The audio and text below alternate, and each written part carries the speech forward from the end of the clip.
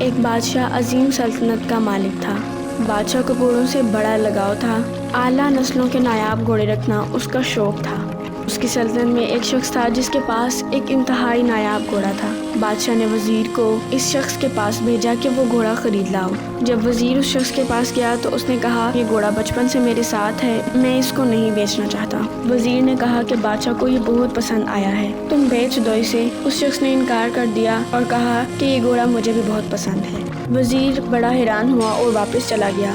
بادشاہ کو جب یہ سب کچھ بتایا تو اس کو بہت غصہ آیا۔ اس نے کہا میں خود چلتا ہوں۔ بادشاہ اس شخص کے پاس گیا اور کہا کہ منہ مانگی رقم تجھے دوں گا۔ کہا مجھے ضرورت ہی نہیں مال کی، اللہ نے سب کچھ دیا ہے الحمدللہ۔ لوگ یہ سب کچھ دیکھ رہے تھے۔ بڑا مسئلہ بن گیا۔ بادشاہ نے کہا چلو میں تمہیں آدھی سلطنت دے دوں گا، تم مجھے گھوڑا دے دو۔ بادشاہ کو گھوڑا بہت پسند تھا۔ اس شخص نے مسکرا کر کہا نہیں۔ اب اس بادشاہ نے کہا تو پچھتائے گا۔ بادشاہ چلا گیا۔ لوگ آ گئے۔ لوگوں نے طرح طرح کی باتیں کی کہ اتنا بدبخت ہے تو، تجھے اتنی بڑی پیشکش ہوئی لیکن تو نے ایک گھوڑے کے پیچھے بادشاہ کی یہ پیشکش ٹھکرا دی۔ اس نے کہا مجھے پتا ہے میں نے کیا کیا ہے۔ لوگوں نے بھی کہا تو پچھتائے گا۔ اس نے کہا اللہ مالک، اب ہوا یہ کہ کچھ دیر بعد وہ گھوڑا استبل سے بھاگ گیا۔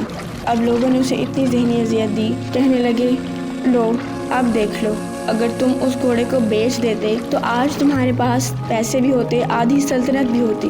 کیا ملا تجھے اس کو رکھ کے؟ بھاگ گیا نا۔ وہ مسکرایا۔ اس نے بس یہی کہا کوئی بات نہیں، میرا اور اس کا ساتھ ایسا ہی لکھا ہوا تھا۔ اب کہتے ہیں کہ وہ گھوڑا ایک دن واپس آیا اور ساتھ میں 12 گھوڑے اپنے ساتھ جنگل سے لایا۔ وہ گھوڑا ایسا تھا، 12 گھوڑوں کا سردار تھا۔